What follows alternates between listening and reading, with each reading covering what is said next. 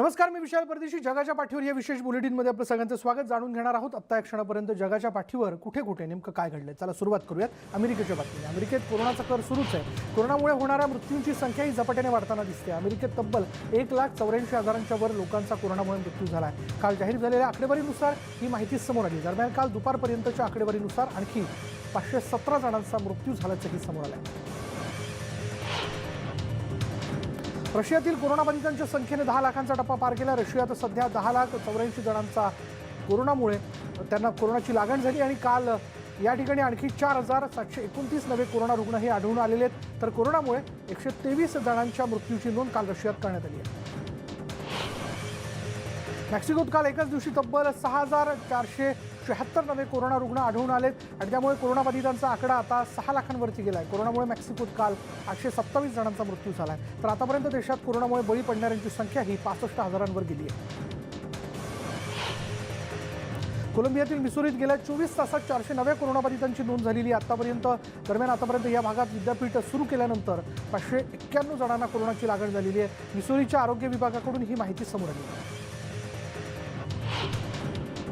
फ्लोरिडामध्ये 600 विद्यार्थी आणि शाळेतील कर्मचाऱ्यांना कोरोनाची लागण झाली आणि त्यामुळे या कोरोनाग्रस्तांना विलगीकरणात ठेवण्यात आलेले आहे. मार्टिन शाळेतील 425 विद्यार्थी आणि 31 शालेय कर्मचारी कोरोनाच्या विळख्यात सापडल्याने शालेय प्रशासनामध्ये भीती पसरली आहे. दरम्यान या सर्वांवर आता रुग्णालयात उपचार सुरू आहेत.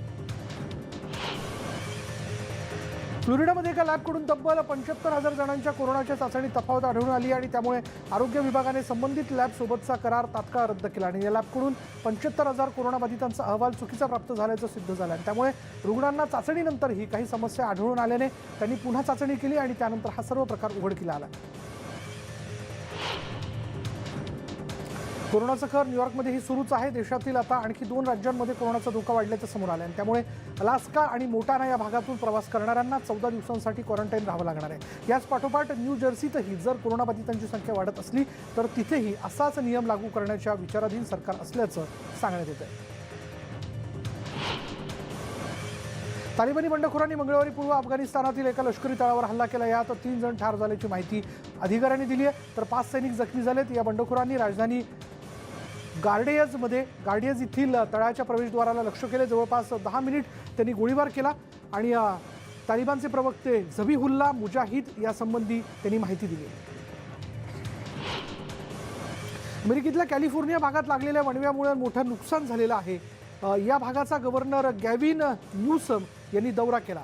त्यांनी बिग बेसिन रेडवूड स्टेट पार्क या भागालाही भेट दिली. आग विझवण्यासाठी अग्निशमन दलानं बजावलेल्या कार्याचं त्यांनी कौतुक केलंय. या भागात वारंवार लागणाऱ्या वणव्यावर कायमस्वरूपी तोडगा काढण्याबाबत प्रयत्न करणार असल्याचं त्यांनी सांगितलं. अमेरिकेच्या दक्षिण फ्लोरिडातील डीजे आणि संगीतकार एरिक मोरिल्लो यांचा मृतदेह त्यांच्या निवासस्थानी आढळला. एरिकवर मागच्याच महिन्यात लैंगिक शोषणाचा आरोप लावण्यात आला होता. मियामी बीच इथल्या निवासस्थानी एका अज्ञात व्यक्तीनं एरिक मृत झाल्याची माहिती दिली होती.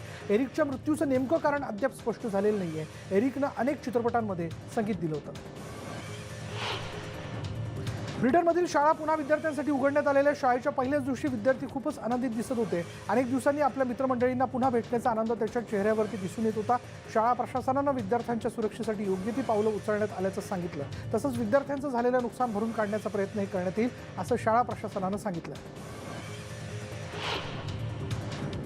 कोरोना लॉकडाऊनमुळे 1 मार्चपासून भाडं देऊ न शकलेल्या लोकांना आता त्या घरात 1 जानेवारीपर्यंत राहता येणार आहे. अमेरिकेतल्या कॅलिफोर्नियाचे गव्हर्नर गॅविन न्यूसम यांनी भाडेकरूंना हा मोठा दिलासा दिला. या काळात अनेकांनी आपले रोजगार गमावले असून कॅलिफोर्नियातल्या अर्थव्यवस्थेचं मोठं नुकसान झालंय. त्यामुळे लोकांना बेघर होण्याची पाळी येऊ नये यासाठी सरकारनं हे पाऊल उचललं आहे.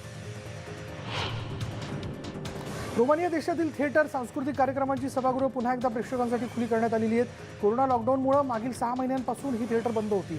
थिएटरमध्ये एकूण संख्येच्या फक्त 40% प्रेक्षकांना परवानगी देण्यात आली. तसंच सीटमध्ये सुरक्षित अंतर, फेस मास्क प्रेक्षकांना बंधनकारक करण्यात आलं. क्युबा येथे प्रतिबंधित क्षेत्र वगळता शाळा उघडण्यात आलेल्या आहेत. त्यामुळे हजारोंच्या संख्येने मंगळवारी विद्यार्थी शाळेत परतलेत. दरम्यान कोरोनाच्या काळात शाळांनी विद्यार्थ्यांसाठी कोरोनापासून बचाव करण्यासंदर्भात नवी नियमावली जाहीर केलेली आहे. त्यांचं पालन करणं विद्यार्थ्यांना या ठिकाणी बंधनकारक असणार आहे. सोशल डिस्टन्सिंग, मास्क, सॅनिटायझरवर यावेळी मोठा भर दिला गेला. लॉकडाऊनमुळे बंद असलेली कोलंबियातील विमानतळं सार्वजनिक वाहतूक, रेस्टॉरंट आणि जिम पुन्हा खुली झालेली आहेत. निर्बंधांमुळे गेल्या काही दिवसांपासून या सर्व गोष्टी बंद होत्या. लॉकडाऊनमुळे मोडकळीस आलेली अर्थव्यवस्था पुन्हा सावरण्याच्या दृष्टीने या सर्व गोष्टी सुरू करण्यात आलेल्या आहेत. मागील काही दिवसांपासून कोलंबियात रुग्णांची संख्या कमी प्रमाणात वाढत असल्यानं प्रशासनाला मोठा दिलासा मिळाला. कोरोनामुळे लेबननमध्ये सध्या आर्थिक समस्या निर्माण झालेल्या आहेत. याच पार्श्वभूमीवर फ्रान्सचे राष्ट्राध्यक्ष मॅक्रॉन यांनी 2 दिवसांचा लेबनन दौरा केला. यात त्यांनी तिथल्या अधिकाऱ्यांशी आर्थिक समस्यांबाबत चर्चा केली आणि या संकटातून कसं बाहेर येता येईल याबाबत मतही जाणून घेतली. त्यामुळे लेबननमध्ये आता आर्थिक संकटातून बाहेर पडण्यासाठी मोठी कसरत करावी लागणार असल्याचं समोर येत आहे. इटलीतील व्हेन्स हा प्रसिद्ध फिल्म फेस्टिवल कोरोनाच्या काळातही आता घेण्यात येणार असल्याचं सांगितलं जात आहे. कोरोनाच्या काळातही चित्रपट आणि कला थिएटर्सची आवश्यकता किती अधिक आहे हे सिद्ध करण्याच्या हेतूने हे फिल्म फेस्टिवल होणार असल्याचं सांगण्यात येत आहे. दिग्दर्शक अँड्रिया सर्ज यांनी याबाबत माहिती दिली आहे. सिनेमाच्या वेळी लोकांना या ठिकाणी मास्क तसंच आवश्यक त्या सुरक्षेच्या गोष्टी स्वतःजवळ ठेवणं मात्र बंधनकारक असणार आहे. अमेरिकेच्या राष्ट्राध्यक्षांचे वरिष्ठ सल्लागार जेरेड कुशनेर आणि अमेरिकेचे इतर वरिष्ठ अधिकारी यांनी UAEच्या मेजर एअर बेसला भेट दिली आहे. अमेरिका आणि UAE दरम्यानच्या इस्रायलमधून जाणाऱ्या पहिल्या डायरेक्ट कमर्शियल पॅसेंजर फ्लाईटच्या माध्यमातून ते तिथे दाखल झाले आणि दोन्ही देशांमधील संबंध स्थिर आणि चांगले करण्याच्या हेतूने त्यांनी ही विशेष भेट घडवल्याची माहिती मिळते. लिबियाचे पंतप्रधान फैयाज अल सराज यांनी इटलीचे परराष्ट्र मंत्री लुगी मेयो यांची भेट घेतली. पंतप्रधान राजधानी त्रिपोली इथं या दोन्ही नेत्यांमध्ये चर्चा झालेली आहे. सिरते आणि जुफरा प्रांतात कायमस्वरूपी युद्धबंदी आणि निशस्त्रीकरण तसंच तेल क्षेत्र पुन्हा सुरू करण्याच्या मार्गावर चर्चा करण्यात आली. कोरोना संसर्गादरम्यान दोन्ही देश आर्थिक सहकार्य कसं करू शकतात यावर ही बातचीत करण्यात आली. कोरोनाच्या वाढत्या प्रसारामुळे येत्या 21 सप्टेंबरपर्यंत न्यूयॉर्कमध्ये शाळा बंदच राहणार आहेत. कोरोनाचा धोका सध्या अचानक वाढल्याने शालेय विभागातून हा निर्णय घेतला गेला आहे. पूर्वी शाळा सुरू करण्याचा विचार सरकारकडून करण्यात आला होता, पण कोरोना बाधितांची संख्या वाढत असल्याने विद्यार्थ्यांना ऑनलाईन शिक्षणच या ठिकाणी सध्या तरी घ्यावं लागणार आहे. मालीचे माजी अध्यक्ष इब्राहिम किटा यांना रुग्णालयात दाखल करण्यात आलंय. लष्करानं उठाव केल्यानंतर किटा यांना नजरकैदेत ठेवण्यात आलं होतं. 10 दिवसांच्या नजरकैदेत त्यांची प्रकृती बिघडल्याचा आरोप त्यांच्या मुलानं केला आहे. किटा यांना उपचारासाठी परदेशी पाठवलं जाणार का याबाबत अद्याप कोणतीही माहिती देण्यात आलेली नाही आहे. लष्करानं उठाव केल्यानंतर त्यांना ताबडतोब राजीनामा देण्यास सांगण्यात आलं होतं. अमेरिकेचे उपाध्यक्ष माईक पेन्स यांनी ट्रम्प प्रशासन देशातील कायदा आणि सुव्यवस्थेची स्थिती हाताळण्यात अपयशी ठरत असल्याचा आरोप केला आहे. पेन्सिल्व्हेनियातील स्विंग स्टेटमध्ये केलेल्या एका कार्यक्रमात त्यांनी ट्रम्प सरकारवर जोरदार टीका केली. शांततापूर्ण आंदोलनाला ट्रम्प यांनीच दंगलखोर आणि लुटमार करणारे म्हणत चिथावण्याचं काम केल्याचा आरोप पेन्स यांनी केला. अमेरिकेतल्या मिलवॉकी बक्स संघाच्या खेळाडूंना विस्कोसिन राज्य सरकारनं पोलीस सुधारणा विधेयकाबाबत निराशा केली असल्याचं म्हटलंय. प्रतिनिधी मंडळानं विशेष अधिवेशन बोलावून त्यामधून विशेष काही साध्य न झाल्याबद्दल त्यांनी निराशा झाल्याचं सांगितलं. पोलीस सुधारणा विधेयक मंजूर होत नसल्यानं कृष्णवर्णीयांवर अत्याचाराच्या घटनांना लगाम बसत नसल्याचा आरोप त्यानं केला. अमेरिकेचे अध्यक्ष ट्रम्प यांनी केनोशा इथं दौरा केला आणि यावेळी बोलताना त्यांनी पोलीस जाणीवपूर्वक वर्णद्वेषी पद्धतीनं कारवाई करत असल्याच्या आरोपांचा इन्कार केला. कधीकधी पोलिसांवर खूप दबाव होतो आणि त्यामुळे त्यांच्याकडून काही चुका होतात, पण याचा अर्थ ते वर्णद्वेषाच्या भावनेतून कारवाई करतात असं बोलणं चूक होईल असं ट्रम्प यांनी म्हटलं. तसंच आंदोलक जर हिंसक होत असतील तर पोलिसांकडे पर्याय काय असा सवालही त्यांनी केला. ब्राझीलच्या रियो दी जानेरो शहरात कोरोना लसीची मानवी चाचणी घेण्यात आली. चीनी कंपनी सोनोवाककडून विकसित करण्यात येत असलेली लस काही स्वयंसेवकांना टोचण्यात आली. सरकार, बुटांटन इन्स्टिट्यूट आणि ओस्वाल्डो क्रूज फाउंडेशन यांच्यातील भागीदारीतून ही चाचणी घेण्यात येत आहे आणि शहरातील सुमारे 800 आरोग्यसेवकांनी या लसीसाठी स्वयंसेवक म्हणून अभ्यासामध्ये भाग घेण्यासाठी अर्ज केला होता. अमेरिकेतील यंदाच्या अध्यक्षपदाच्या निवडणुकीत मतदान केंद्र म्हणून बार्कलेज सेंटरचा वापर करण्यात येणार आहे. बार्कलेज सेंटरची मूळ कंपनी BSC ग्लोबलचे मुख्य कार्यकारी अधिकारी जॉन ॲडमनी यांनी ही माहिती दिली आणि कोरोना संसर्गामुळे यंदा शहरातील रहिवाशांना जास्तीत जास्त सुरक्षित आणि खुली मतदान केंद्र उपलब्ध करून देणं महत्त्वाचं आहे आणि म्हणूनच हा निर्णय घेतल्याचं त्यांनी सांगितलं आहे. NBAच्या स्पर्धा या सेंटरमध्ये खेळवल्या जातात. अमेरिकेतील ट्रम्प प्रशासन छोटे व्यावसायिक, बेरोजगार आणि मुलांना कशाप्रकारे या अडचणीच्या काळात मदत करता येईल यावर काम करत आहे अशी माहिती ट्रेझरी सेक्रेटरी स्टीव्हन म्युनिक यांनी दिली. देशात अद्यापही अनेक जण आर्थिक अडचणीत सापडलेले असताना ट्रम्प प्रशासनाकडून कोणतीही पावलं उचलली जात नसल्याचा आरोप डेमोक्रॅट पक्षाकडून करण्यात आला होता आणि या आरोपानंतर आता तातडीनं म्युनिक यांच्याकडून हे स्पष्टीकरण देण्यात आलं. ग्वाटेमालाच्या तुरुंगात कैद्यांनी काही सुरक्षा रक्षकांना ओलीस धरलं होतं आणि या सुरक्षा रक्षकांची कैद्यांशी यशस्वी बोलणी केल्यानंतर सुखरूप सुटका करण्यात आली आहे. काही सदस्यांना दुसऱ्या जेलमध्ये हलवल्यानंतर बारियो 18 नावाच्या या टोळीनं सुरक्षा रक्षकांना ओलीस धरलं होतं. लिटल हेल म्हणून या तुरुंगाची स्थानिकांमध्ये ओळख आहे. मेक्सिकोत कोरोनाचा कहर असूनही सरकार आर्थिक दृष्टीने इतर देशांप्रमाणे बेरोजगारीचं संकट या ठिकाणी उभं राहिलं नसल्याने सरकारमध्ये निराशाजनक वातावरण नाही आहे. सोबतच देश भ्रष्टाचाराच्या विरोधात असाच लढत राहणार असल्याचंही मेक्सिकोच्या अध्यक्षांनी यावेळी सांगितलं. लोकांसाठी काम करत राहणं आणि भ्रष्टाचाराला दूर ठेवणं हाच मुख्य उद्देश कोरोनाच्या काळात असल्याचंही प्रशासनाकडून सांगण्यात आलं.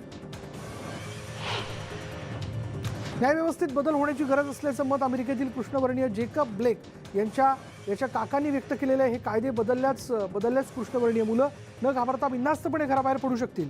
ब्लेक यांच्यावर गोळीबार झाल्यामुळं कोनोशामध्ये परिस्थिती बिघडली आणि या गोळीबारात ब्लेक हा अधू झाला.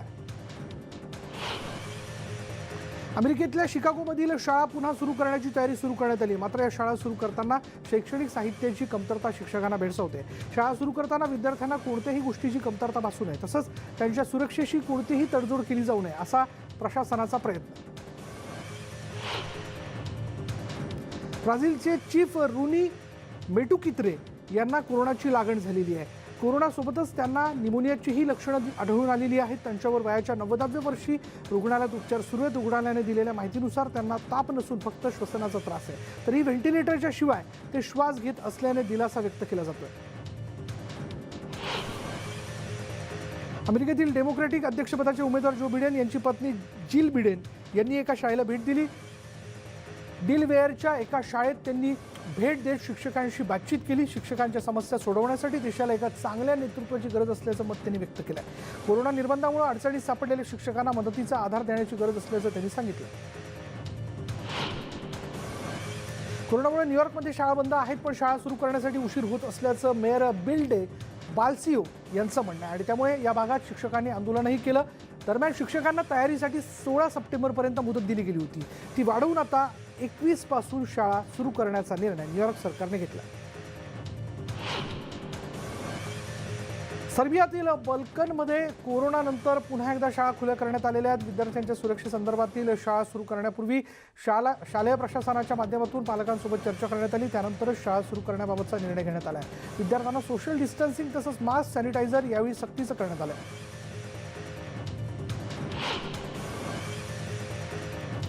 गाझा आणि इस्रायलच्या दरम्यान सीमारेषेवरील संघर्षाच्या संबंधित एक करार करण्यात आलेला आहे. आंतरराष्ट्रीय मध्यस्थींच्या आधारे त्यांनी हा करार केला आहे. क्रॉस बॉर्डरच्या व्हायलेन्सच्या घटनांमुळे हा करार करावा लागल्याची माहिती मिळते.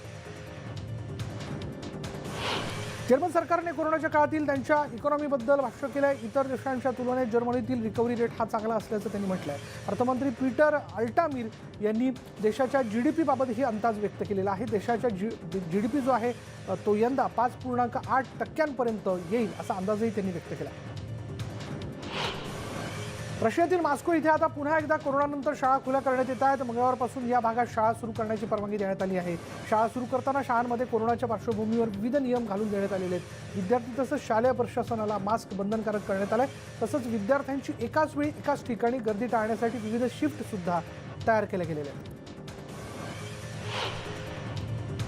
फ्रान्सचे राष्ट्राध्यक्ष इमॅन्युएल मॅक्रो यांनी लेबनॉनमध्ये सुरू असलेल्या आर्थिक संकटाच्या पार्श्वभूमीवर बैठकीत सहभाग घेतला. बेरूतमध्ये झालेल्या भीषण स्फोटामुळे शहराचं मोठं आर्थिक नुकसान झालंय. त्यामुळे लेबनॉन सध्या आर्थिक कचाट्यात सापडला आहे. त्यामुळे लेबनॉनला या संकटातून बाहेर काढण्यासाठी विविध स्तरावर प्रयत्न करण्यात येतात. इराण आणि ऑस्ट्रिया यांच्यातील 2015 सालची न्यूक्लिअर डील या संदर्भातील करारासंदर्भात काल चर्चा झाली आणि यावेळी तेहरान हा करार पूर्ण करण्यासाठी सर्वतोपरी प्रयत्न करणार असल्याचं त्यांनी सांगितलं आहे. व्हिएन्ना इथे या संबंधातील पहिली मीटिंग पार पडली आहे. बेलारूसमध्ये नवीन पक्षाची स्थापना करण्यात आली आहे. न्यू बेलारूस असं या पक्षाचं नाव आहे. अध्यक्षपदाची सध्या जेलमध्ये असलेले उमेदवार विक्टर बाबारिको यांच्या समर्थकांनी हा पक्ष काढला. बेलारूस एका राजकीय आणि सामाजिक आर्थिक संकटात असून त्याला बाहेर काढणं हेच या पक्षाचं ध्येय असल्याचं न्यू बेलारूसच्या सदस्यांनी सांगितलं. लवकरच पक्ष नोंदणी सुरू करणार असल्याचंही त्यांनी सांगितलं. चीन आणि जर्मन यांच्या विदेश मंत्र्यांची काल बैठक पार पडली. यावेळी जर्मनीच्या परराष्ट्र मंत्र्यांची चीनला 1 कंट्री 2 सिस्टीम असं संबोधित केलेलं आहे. हाँगकाँगची परिस्थिती पाहता टू सिस्टम्स हे त्यांनी हेतू प्रित्यर्थ म्हटलेलं आहे. आणि दरम्यान मंगळवारी बर्लिनच्या सरकारी कार्यालयात ही बैठक पार पडली. पुढच्या आठवड्यातही या संदर्भातील चर्चेसाठी बैठक पार पडणार आहे. संपूर्ण चीनमध्ये शाळा पुन्हा एकदा सुरू झालेल्या आहेत. योग्य ती काळजी घेऊन शाळा सुरू करण्यात आलेल्या आहेत. मुलांना फेस मास्क, सुरक्षित अंतर तसंच इतर सर्व काळजी घेण्याचे निर्देश प्रशासनानं शाळेच्या व्यवस्थापनाला दिलेले आहेत. पूर्ण चीनमध्ये बालवाडीपासून ते महाविद्यालयीन सर्व वर्ग सुरू करण्यात आलेले आहेत. मागील अनेक दिवसांपासून कोरोनामुळे शाळा बंद होत्या. ग्रीसचे दावे म्हणजे आधुनिक काळातील वसाहतवाद असल्याची टीका तुर्कस्तानचे अध्यक्ष रेसेप एर्दोगान यांनी केली आहे. ग्रीसला सैनिकी कारवाईची धमकी देणाऱ्या एर्दोगान यांनी पूर्व भूमध्य भागातील आपला हक्क न्यायपूर्ण असल्याचं म्हटलंय. भूमध्य समुद्रावर फक्त आपलाच हक्क आहे असं सांगणं म्हणजे ग्रीस अजूनही वसाहतवादी मानसिकतेत असल्याचं द्योतक असल्याची टीका त्यांनी केली आहे. इटलीच्या लोंबार्डी प्रदेशातील बालवाडीनंतर अनेक महिन्यानंतर सुरू झालेली आहे आणि कोरोनामुळे बालवाडी बंद करण्यात आली होती. आता 3 वर्षांची मुलं जी आहेत, वर्षांची मुलं आपल्या पालकांसोबत बालवाडीत दाखल झालेली आहेत. मुलांच्या सुरक्षेसाठी तिथं सर्वतोपरी काळजी घेण्यात आली आहे. संसर्गाचा धोका होऊ नये म्हणून कठोर उपाययोजना करण्यात आल्या. फ्रान्सचे अध्यक्ष इमॅन्युएल मॅक्रॉन हे लेबनॉनच्या दौऱ्यावरती आहेत आणि यावेळी फ्रान्सच्या लढाऊ विमानांनी लेबनॉनची राजधानी बैरूतमध्ये फ्लायपास्ट केलं. लेबनॉनचा झेंडा त्यांनी आकाशात काढत ही विमानं पुढे सरकली. फ्रान्स आणि लेबनॉनमधील मैत्री अधोरेखित करण्यासाठी हा फ्लायपास्ट करण्यात आला. सौदी अरेबियात येमेनच्या युद्धातील कमांडर आणि त्याच्या मुलाला त्यांच्या पदावरून बडतर्फ करण्यात आले. अँटी करप्शनच्या तपासाच्या अहवालातून मिळालेल्या माहितीच्या आधारे त्यांच्यावर ही कारवाई केली गेली आहे. मिलिटरी कमांडर असलेल्या जनरल फहाद आणि त्यांच्या मुलाला तुर्कीतील डेप्युटी गव्हर्नर अल जौफला पदावरून काढण्यात आले. नॉर्थ मॅकडोनिया इथे पोलिसांनी मोठा शस्त्रसाठा जप्त केला आहे. शेजारील देशांवर आत्मघातकी हल्ला करण्याचा त्यांचा कट असल्याचंही यावेळी स्पष्ट झाले. पोलिसांनी या ठिकाणाहून 3 अटक केलेली आहे. ताब्यात घेण्यात आलेल्यांपैकी एक जण हा इस्लामचा असून त्याने यापूर्वीही जेलमध्ये विविध गुन्ह्यांसाठी शिक्षा भोगली. दरम्यान या सर्व प्रकरणी पोलिसांकडून अधिक तपास सुरू आहे. फ्रान्समध्ये कोरोनाचा संसर्ग कमी झालेला नाहीये, मात्र अर्थव्यवस्था पूर्वपदावर येण्यासाठी देशव्यापी प्रयोग करण्यात येतोय. इथं शाळा देखील सुरू करण्यात आल्यात. फ्रान्समध्ये 1 कोटींच्या वर विद्यार्थी पहिल्याच दिवशी शाळेत गेले आणि यावेळी त्यांनी मास्क घालणं त्यांना बंधनकारक करण्यात आले. शिक्षक आणि पालकांनी सरकारच्या नियमांचं स्वागत केलं. हंगेरीतही कोरोना काळात शाळा पुन्हा सुरू झालेली आहे. मात्र कोरोना काळात विद्यार्थी, शिक्षक आणि कर्मचाऱ्यांच्या सुरक्षेच्या दृष्टिकोनातून कोणत्याही उपाययोजना करण्यात आलेल्या नाही आहेत. सरकारनं जारी केलेली मार्गदर्शक तत्व विशिष्ट नसल्याचं स्थानिक शिक्षकांनी म्हटलं.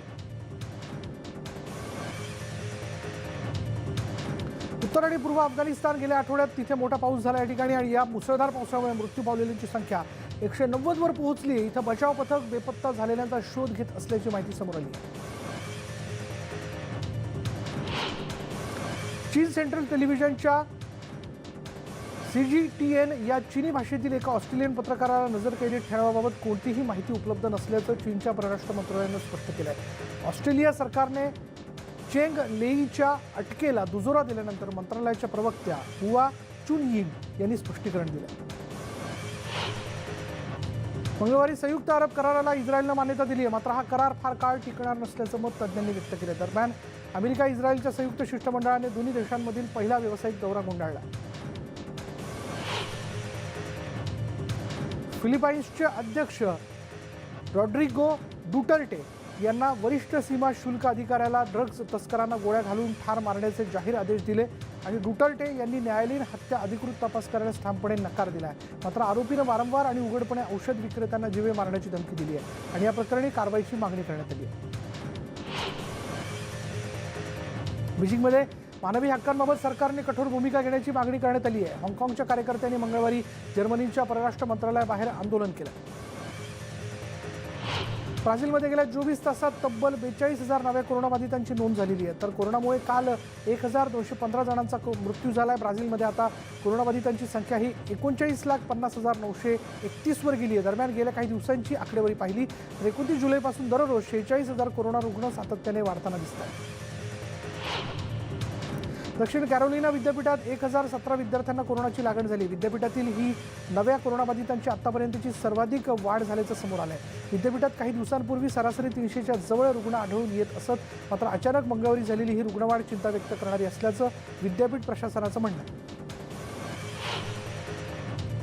यानंतर जगाच्या पाठीवर या विशेष बुलेटिनमध्ये इथेच थांबणार आहोत. पहा फक्त न्यूज 18 लोकल.